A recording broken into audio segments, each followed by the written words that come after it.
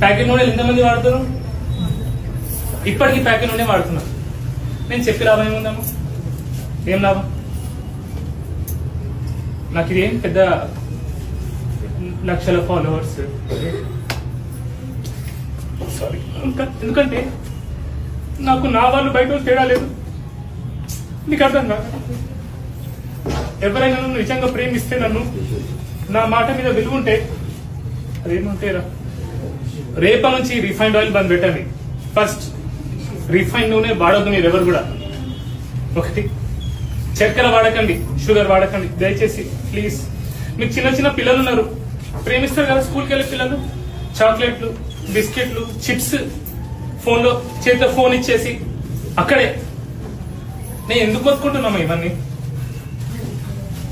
Okay, so దయచేసి cancer ఇలాంటి రోగాలు మనకు రావద్దంటే మళ్ళీ చెప్తా, నాకు సిగ్గు లేదు, మీకు బుద్ధి లేదు.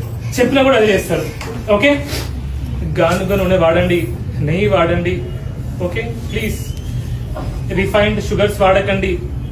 ఓకే, ప్యాకెట్ నూనె వాడకండి.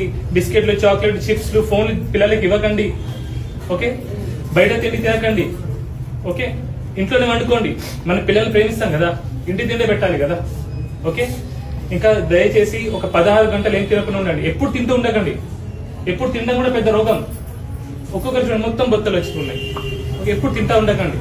Okay, I'm really very sorry. నాకు ఎందుకంటే ఇట్లా చూస్తా కదా రోజు పేషెంట్స్, మీకేముంటది, మీకు ఒకరి పక్షవాతం వచ్చింది, ఒకరి తలనొప్పి వచ్చింది, కానీ కొందరు నాకు స్టోరీస్ చెప్తారు, వాళ్ళ బాధ చెప్తారు. అది నిజంగా మీరు వింటే మీకు